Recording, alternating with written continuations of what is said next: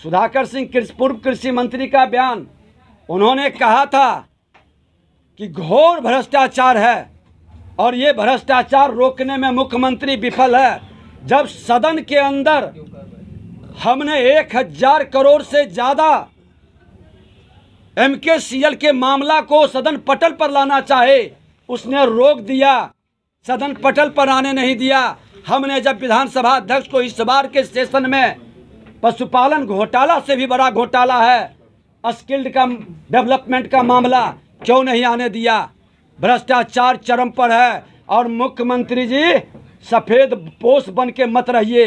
अगर जो आप भ्रष्टाचार में जीरो टॉलरेंस लागू करना चाहते हैं तो जो भी क्वेश्चन भ्रष्टाचार पर उठाता है, ब्लॉक से सचिवालय तक, मंत्रालय तक जांच कराइए। ये लोग भ्रष्टाचार के गोद में पले और बढ़े हैं और भ्रष्टाचार के गोद में पलने बढ़ने वाले लोग को जब भी सुशासन और भ्रष्टाचार मुक्त भारत का जाति विहीन समाज बनाने की बात का याद दिलाया जाएगा तो ये लोग कहेंगे भाजपा के हैं।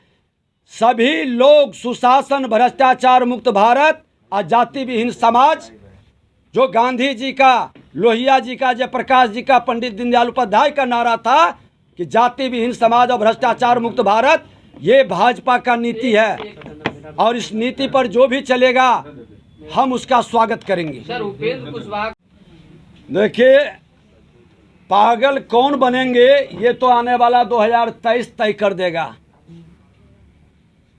कि दबाव में, प्रेशर में, जब आदमी बहुत प्रेशर में होता है, दबाव में होता है, सत्ता की बेचैनी उनके शब्द को लड़खड़ा देता है, उनकी भाषा को बिगाड़ देता है। सुधाकर सिंह अगर जो कहा था कि हम चोरों के सरदार हैं, आप इसकी समीक्षा करिए, सुधार करिए, तो चोरों की सरदार जो इस बेचारे ने चोर को चिन्हित कर रहा था उसी को हटा दिए। जब आपके विधायक कर रहे हैं कि सचिवालय से लेके प्रखंड तक भ्रष्टाचार है तो उस विधायक की ही मुंह चुप करा देते हैं। क्या सरकार में बैठे लोग हैं? आप इस जनता राज बताने वाले गुंडों को इस तरह से आप संरक्षित करेंगे? अपराध और भ्रष्टाचार को रोकने के लिए लोगों की आवाज दबाएंगे, लेकिन भारतीय जनता पार्टी जंगल राज को भी हटाया है, इस गुंडा राज को भी हटाकर दम लेंगे और नौजवानों पर आप लाठी बरसा लें, वो आवाज़ अब रोड पर निकलेगी।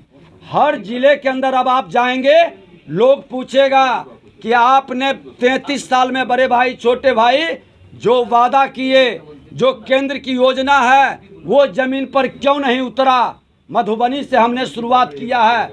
हमारा विधायक, हमारा विधान पार्षद, हमारे संगठन के लोग जो राज्य के, बिहार के हितैषी हैं, सामाजिक कार्यकर्ता है, आपके यात्रा के एक दिन पहले वहाँ के विकास में आपके किए हुए वादा को याद दिलाएंगे और केंद्र सरकार की योजनाओं को जमीन पर नहीं उतर रहा है और भ्रष्टाचार बढ़ रहा है, उसका भी झांकी आपको दिखाएंगे। आज कर रहा हूँ, माननीय मुख्यमंत्री जी गए हैं मिथिला की धरती पर ना, कोई भी आतंक कहीं देश के अंदर घटित होता है तो मिथिला की धरती से क्यों उसका नाम जुड़ जाता है? क्यों मिथिला की धरती को, जो शांति की धरती है, शक्ति की धरती है, भक्ति की धरती है, वहां आतंकवादी को पनाहगार का स्थल किसने बना दिया? मुख्यमंत्री जी समीक्षा कीजिए। आपके बड़े भाई लालू प्रसाद यादव और आपके कारण, तुष्टीकरण की राजनीति के कारण बिहार को आप आतंकवादियों का शरण स्थली बना दिया है। आप ये मानसिकता को बदलिए।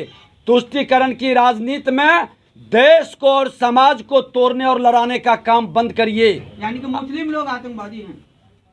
मैं कह रहा हूं कि जो भी लोग किसी भी समाज का आतंकवादी, उग्रवादी या अपराधी है, उस पर ईमानदारी से एक्शन होना चाहिए। वोट की राजनीति के लिए संरक्षित नहीं करना चाहिए। आज बता दें कि 1000 राउंड गोली चला कोइलवर में, यहाँ के नए डीजीपी क्या कार्रवाई किए। आज शादी के मौके पर जिस तरह से गोलियों की तरतराहट हुई, डीजीपी जवाब दे, क्योंकि वो सत्ता से जुड़े लोग हैं, सत्ता के संरक्षित लोग हैं।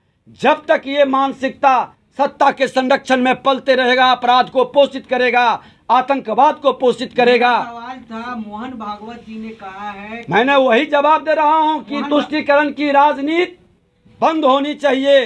इस धरती पर कोई भी जन्म लिया है, किसी जाति धर्म क्षेत्र भाषा का है, माँ भारती का संतान है, राष्ट्र प्रथम का भाव उसके मन में होना चाहिए। वोट की राजनीति करने वाले लोग राष्ट्र के हितैषी नहीं हैं। सुधाकर सिंह को लेकर